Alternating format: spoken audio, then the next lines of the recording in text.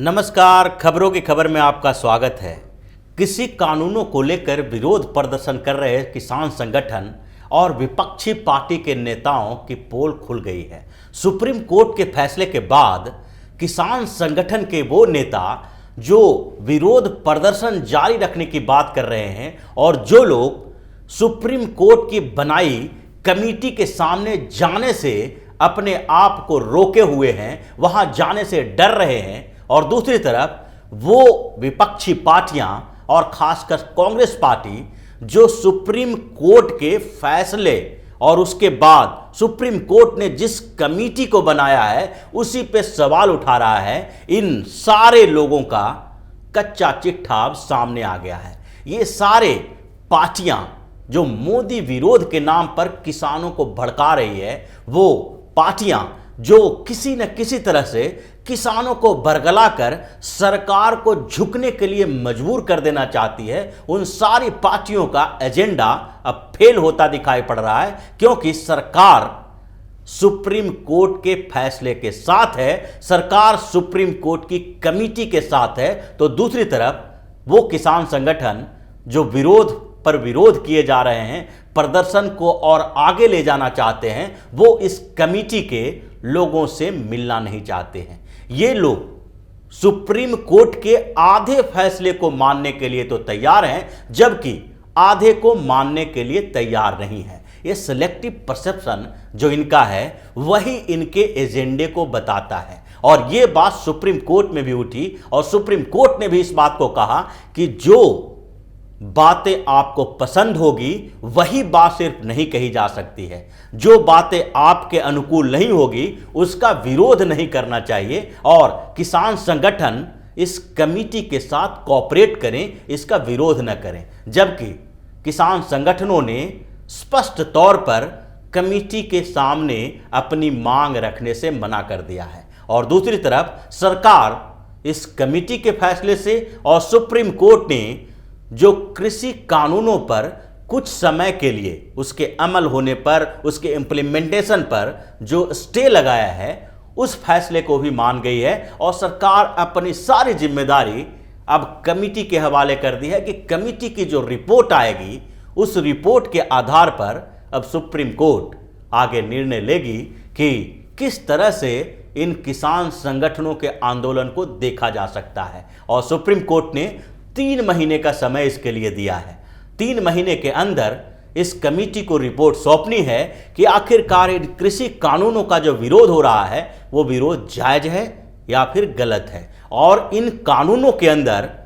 जो संशोधन की बात की जा रही है उसमें किस किस पॉइंट पर संशोधन होना चाहिए। अलग अलग कानून जो बनाए गए हैं उन कानूनों में कौन से ऐसे प्रावधान हैं जिससे किसानों को सुरक्षा चाहिए, किसानों को कम से कम एक ऐसी व्यवस्था चाहिए जिससे उनके अंदर का डर खत्म हो। और इस बात पर चर्चा के लिए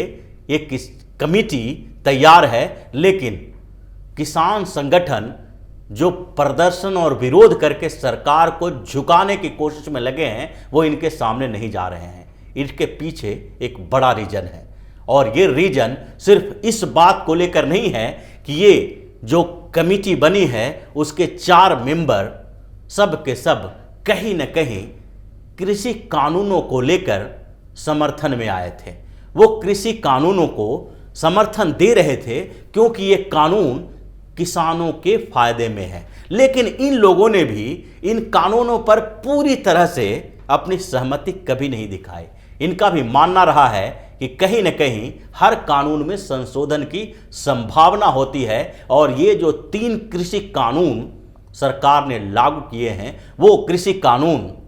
में भी कहीं न कहीं संशोधन की संभावना है, गुंजाइश है, और उसमें जो सुधार होना चाहिए वो सुधार सरकार को करनी चाहिए, और सरकार भी इसके लिए हमेशा तैयार रही है। जब शुरुआती दौर में इन कृषि कानूनों का विरोध शुरू हुआ था तो उस समय भी सरकार ने ऐसी ही बातें कही थी कि जो भी लॉजिकल पॉइंट है एक एक पॉइंट करके किसान संगठन बताएं कि इस कानून में ये कमी है और इसके कारण ये परेशानी हो रही है, क्योंकि कानूनों का विरोध जो किया जा रहा है उसका एक राजनीतिक एजेंडा है और इसलिए इन लोगों के पास कोई भी ऐसा पॉइंट दिखाई नहीं पड़ा जिस पर स्पष्ट तौर पर कहा जाए कि इसका विरोध हो रहा है तो इसे बदलना चाहिए, इसमें संशोधन करना चाहिए। ये अड़े हुए हैं इस बात के लिए कि इस कानून को ही खारिज कर दिया जाए, इन्हें वापस लिया जाए। और इसके पीछे का कारण केवल किसानों को फायदा पहुंचाना नहीं, बल्कि इसका मेन मकसद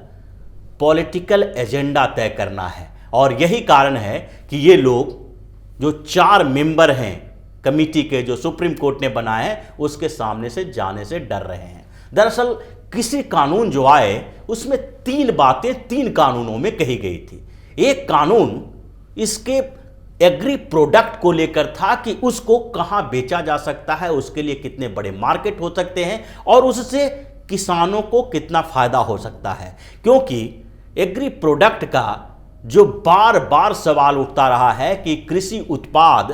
का दाम किसानों को सही नहीं मिल पाता है और इसके लिए करीब 2 दशक 3 दशक से ये बातें उठती जा रही थी कि इसको जो एक दायरे में रखा गया है और उस पर जो पाबंदियां लगाई गई है, इसके कारण जो किसानों के और कृषि उत्पादों के व्यापार करने वाली कंपनियां हैं, जो बड़ी कंपनियां हैं, वो इस मार्केट में घुस नहीं पाती है। उन्हें भी बिचौलियों का सहारा लेना पड़ता है, मंडी जाना पड़ता है और इसलिए उसका दाम बिचौलिए खा जाते हैं। ये बातें कांग्रेस की सरकार में भी उठी, स्वामीनाथन कमेटी की रिपोर्ट में भी आई और उसके अलावा किसानों के मुद्दे पर या कृषि कानून को लेकर जितनी भी चर्चाएं हुई, हर जगह इस बात को लेकर चर्चाएं की गई थी। लेकिन आज जब उसी का दायरा खोला गया है तो उसका विरोध हो रहा है, जबकि कृषि कानून के लिए जो कमेटी सुप्रीम कोर्ट ने बनाई है, जो समझौता करने के लिए कमेटी बनाई है, उसमें 4 लोग जो शामिल किए गए हैं वो चारों इन मामलों के ही विशेषज्ञ हैं। उसमें से एक जो भूपेंद्र सिंह मान हैं, उनका 50 साल से ज़्यादा का अनुभव रहा है किसानों के मुद्दे पर काम करने का। 50 साल से ज़्यादा समय से वो किसानों के साथ जुड़े हुए हैं और पंजाब से ही उसने किसानों के मुद्दे पर अपनी राय रखनी और उसके साथ साथ किसानों के लिए काम करना शुरू किया था। 1966 में उसने जो फार्मर फ्रेंड्स एसोसिएशन बनाए थे, उससे उन्होंने किसान के मुद्दों को उठाना शुरू किया था और उसके बाद उन्होंने पंजाब खेती बाड़ी यूनियन भी बनाया और पंजाब से चलते हुए महाराष्ट्र तक पहुंचे, सेक्टारी संगठन के साथ जुड़े। आज वो ऑल इंडिया किसान कोऑर्डिनेशन कमेटी के चेयरमैन हैं और दूसरी तरफ भारतीय किसान यूनियन के भी अध्यक्ष हैं। ये 2 बड़े संगठनों को अगर वो डील कर रहे हैं और उनका 50 साल से ज़्यादा का अनुभव है, अगर वो किसी कानूनों का समर्थन करते हैं तो उनके साथ जो ऑल इंडिया किसान कोऑर्डिनेशन जो कमेटी है, वो उनके 300-200 किसान संगठन उनके साथ जुड़े हुए हैं। अलग अलग राज्यों में इसकी शाखाएं हैं और इनका किसानों से सीधा जुड़ाव है। अगर इन्होंने समर्थन किया है तो इसका मतलब है कि कृषि कानूनों में कहीं न कहीं किसानों के फायदे की बात की गई है। उसके अलावा प्रमोद जोशी, अशोक गुलाटी और उनके साथ साथ जो इस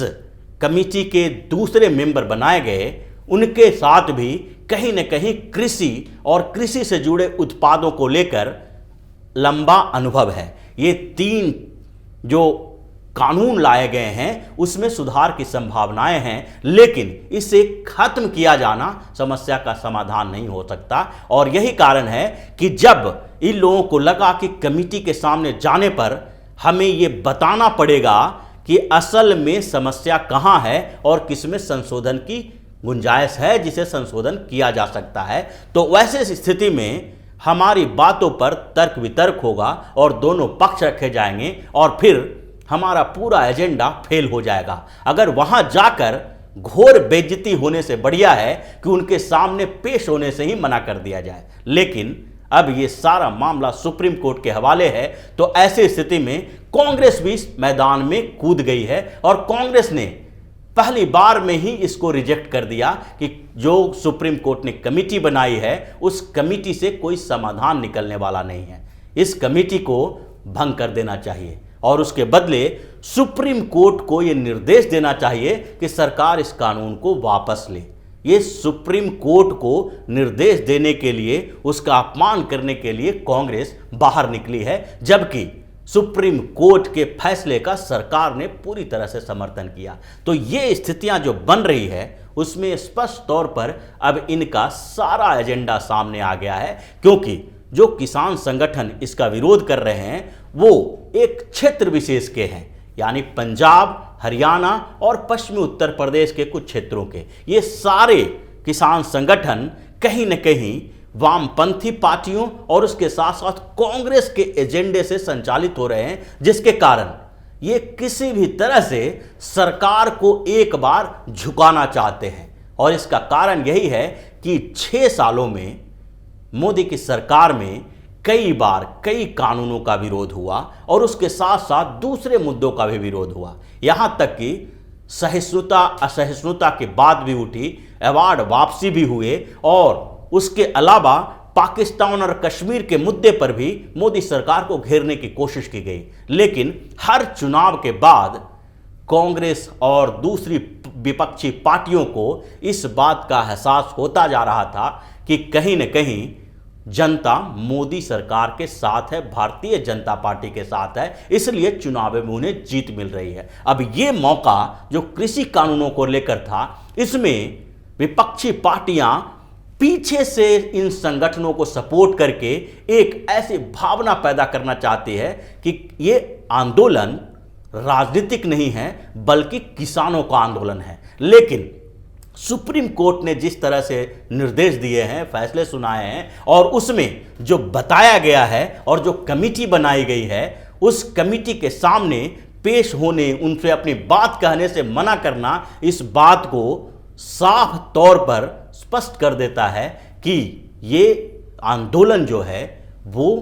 किसानों के फायदे के लिए नहीं बल्कि राजनीतिक उद्देश्य से चलाया जा रहा है और राजनीतिक आंदोलन का राजनीतिक तरीके से ही जवाब दिया जा सकता है। तो इसी तरह की खबरों के साथ फिर से हाजिर होंगे, तब तक के लिए बने रहिए हमारे साथ और देते रहिए हमें सहयोग, ताकि इसी तरह की खबर हम आपके लिए लाए। धन्यवाद।